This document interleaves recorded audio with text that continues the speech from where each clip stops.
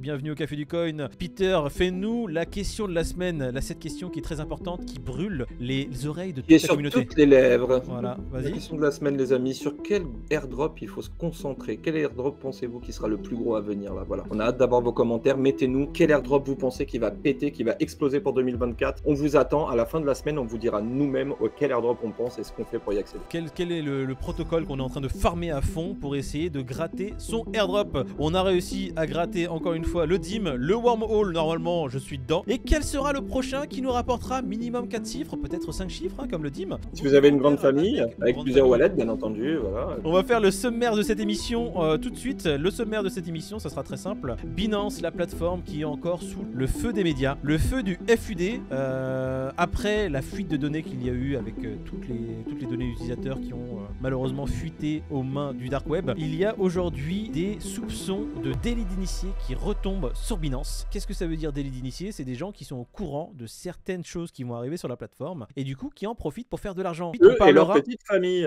Avant de parler de délit d'initié, on va parler quand même de la news qui est la plus importante à mes yeux et la plus dangereuse. C'est quelque chose qui va concerner la sécurité de tout à chacun. Vous, comme moi, c'est la fraude à l'identité. Notre identité n'est plus du tout sécurisée. Pourquoi? À cause de l'IA, Peter. Est-ce que tu as vu cette nouvelle IA qui est en train de défrayer la chronique? Bah, elle est capable de contourner les KYC, quoi. C'est quand même incroyable. C'est-à-dire que pour une quinzaine de dollars, tu es capable de générer une pièce d'identité plus vraie que nature qui te permet de passer certains KYC. Alors, on l'apprend dans l'article. Je crois que OKX s'est fait avoir sur son process de KYC grâce à une pièce d'identité qui a été achetée pour 15 dollars, quoi. Donc, c'est assez impressionnant à quel point... La technologie, ouais. Ah ouais, la technologie avance, c'est toujours bien sûr dans le mal. Enfin, il y en a toujours qui profitent d'une technologie pour le tirer à leur avantage. Voilà, c'est toujours la même chose. Et c'est vrai que là, c'est impressionnant parce que si aujourd'hui ça vient à nos oreilles que ça c'est possible, imaginez ceux qui usent le truc depuis là quelques temps avec les informations qu'on n'a pas. Ah ouais, et qui se sont déjà rincés comme jamais. On n'a que le type de l'iceberg. Alors toi, on a le sommet de l'iceberg, c'est clair. Le KYC, c'est vrai que voilà, les plateformes qui peuvent être bypass, c'est-à-dire que tu peux créer une fausse identité, créer un wallet et faire des échanges sur la plateforme, on va dire en restant sous-marin, mais c'est pas ça le plus important. C'est-à-dire que si tu arrives à créer des fausses cartes d'identité avec un faux visage, tu vas bientôt pouvoir le faire en tenant une fausse carte d'identité avec un faux visage, un faux nom, et même ton visage qui sera, on va dire, swap avec celui de la fausse carte d'identité. C'est-à-dire que tu pourras même créer ce qu'on appelle des deepfakes qui existent déjà beaucoup plus facilement avec une IA qui fait ça automatiquement. Mais ça veut dire que ton identité à toi peut être usurpée aussi. Tu peux avoir très bien ta carte d'identité demain qui peut avoir avec ton nom, ton prénom, la tête de quelqu'un d'autre plus vrai que nature et quelqu'un qui va t'usurper. Et lui va pouvoir, je te dis une connerie, imaginons faire un crédit en ligne et te mettre dans la merde et tout parce que lui déjà. Ouais, bah je sais que ça se fait physiquement, je veux dire, il y a des gens qui achètent des faux papiers, qui vont à la banque, qui prennent un crédit et ils disparaissent avec l'argent une fois qu'ils l'ont touché parce que c'est des faux papiers. Mais là, on est en train de parler enfin ça peut être déclinable à l'infini, quoi, tu vois ce que je veux dire. En ligne, tu fais tellement de choses aujourd'hui. En fait, tu sais comment j'appelle ça? J'appelle ça une doublette de plaque d'immatriculation. Tu vois les gens qui font des doublettes de plaques pour pas payer les PV, ben là les gars, il va faire des doublettes de ta CNI pour aller faire des dingueries avec, quoi. Et aujourd'hui, ta CNI en soi, elle est pas partout, mais tu l'uploades partout. T'as énormément d'organismes qui sont peu protégés, qui ont ta CNI, qui peuvent demain être hack et tes données personnelles. Déjà arrivé, hein, on l'a vu avec aujourd'hui, tes données de carte vitale, il y a 33 millions de Français qui ont perdu leurs données dans la nature. 33 millions de Français qui ont leurs données personnelles dans la nature. Parfait. Génial. Et de toute façon, on le voit dans le darknet, dans le dark web, hein, on va appeler ça comme ça. T'as énormément de personnes qui ont mis des bounties. Pardon, hein, mais c'est un sujet vraiment actuel. C'est-à-dire que ton identité numérique, c'est quand même un sujet qui est super important. En fait, j'ai l'impression que le commun des mortels ne se rend pas compte à quel point c'est important. Son trafic sur Internet, ses datas, son identité, tout ce qu'il laisse. L'empreinte numérique. J'ai l'impression que c'est pas encore pris à sa, tu vois, à sa réelle ampleur. Ah bah ouais, parce que clairement, en fait, c'est ça aujourd'hui le nerf de la guerre d'Internet et de ce qui est valorisé, ce qui vaut de l'argent, c'est ça. Et les gens s'en rendent pas compte à quel point c'est accessible au tout commun. En fait, et si en plus tu peux jusqu'à... Voilà, et puis si là, une fois de plus, c'est... Déjà, ce truc-là en place, couplé à de l'identité numérique, tu peux aller très très loin dans la connerie, quoi. Moi, c'est quelque chose qui me fait extrêmement peur. Qu'une IA puisse créer de nulle part une carte d'identité plus vraie que nature, il suffit que tu mettes le nom de quelqu'un que tu as vu en ligne. Demain, tu peux usurper l'identité de n'importe qui. De Macron. T'as sa photo, son nom, prénom, et une IA peut te créer quelque chose de plus vrai que nature que tu peux upload pour avoir des documents officiels.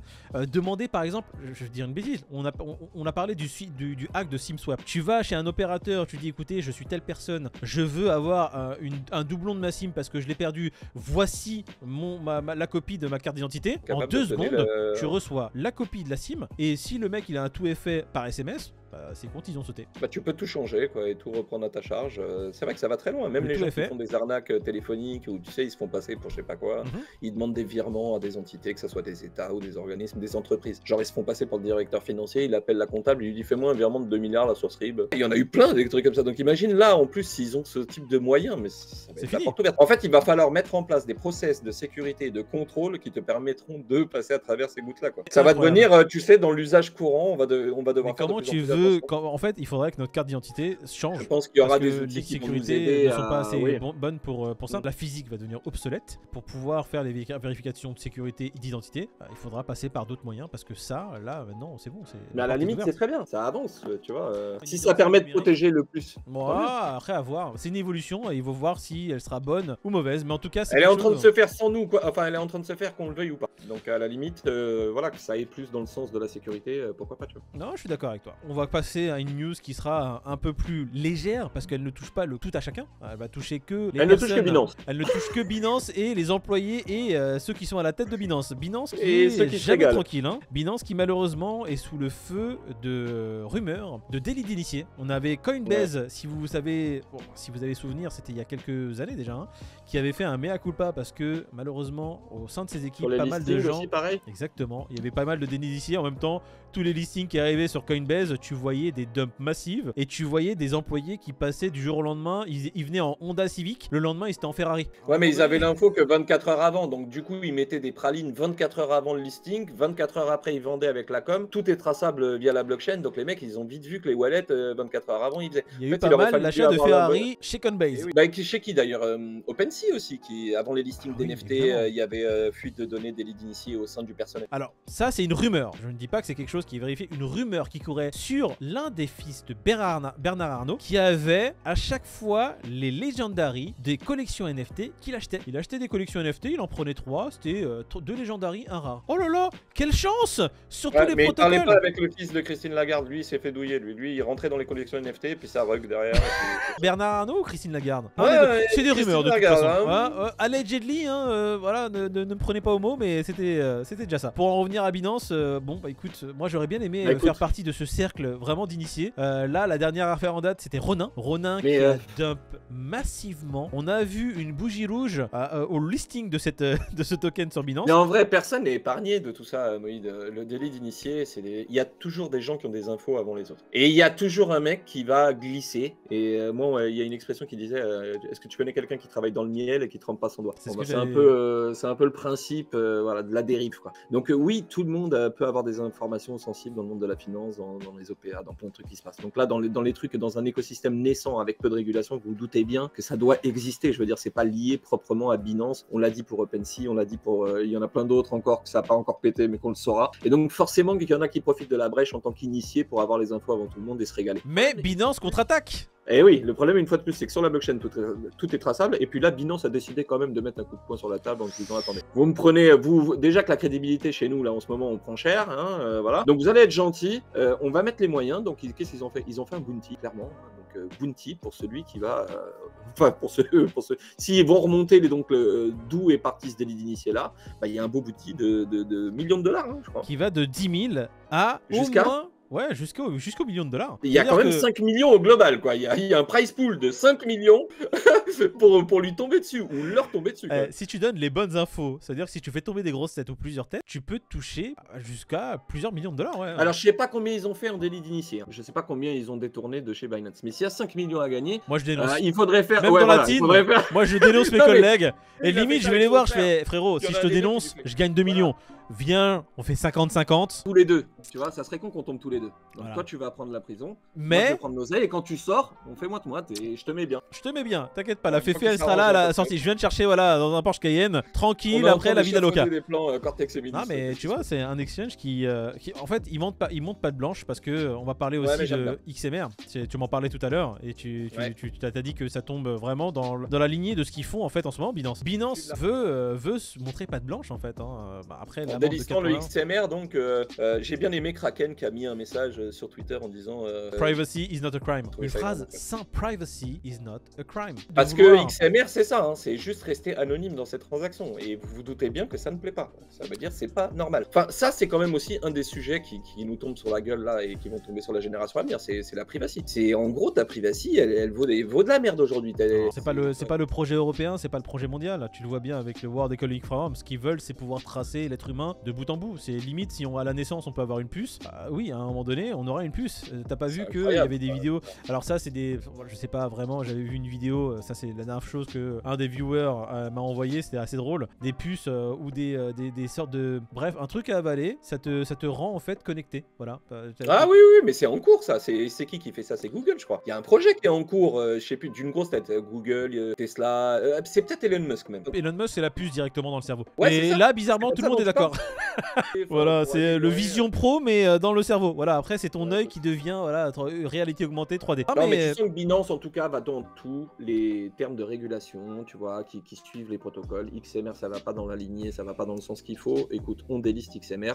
En même temps, qui a été acheté une crypto anonyme via un DEX centralisé, enfin, via un SEX avec sa pièce d'identité sans KYC. Une fois de plus, voilà, je pense pas que les vrais utilisateurs de XMR soient emmerdés par le fait que Binance déliste. Au contraire, le truc va continuer de vivre, vous inquiétez pas qu'il a plein de biais pour s'en sortir. Et ceux qui l'ont acheté via Binance, d'ailleurs, je crois même qu'il y avait eu une rumeur qui disait que tu ne pouvais pas retirer tes XMR. Genre, tu étais obligé de le vendre, tu vois, et de récupérer de la fiat. Ouais, alors ça a creusé parce qu'une fois de plus, ça reste qu'un message sur Twitter.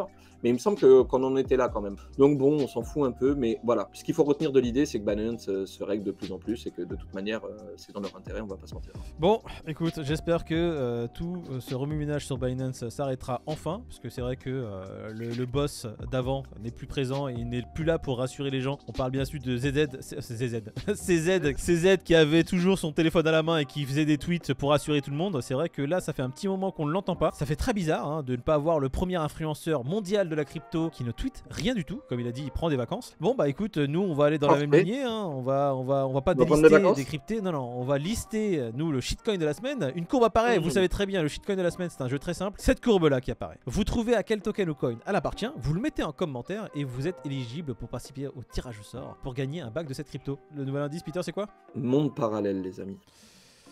Je vous fais même les signes, ça veut dire je vous donne un indice à la David et je vous fais les mimiques en même temps. Écoute, en plus de tes mimiques, je vais juste dire à la communauté et les remercier d'être toujours aussi nombreux à nous suivre et à nous regarder. On vous kiffe.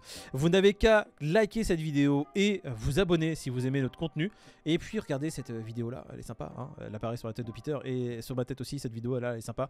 Vous n'avez juste qu'à liker et vous abonner. On ne demande pas plus, hein, c'est gratuit. Allez.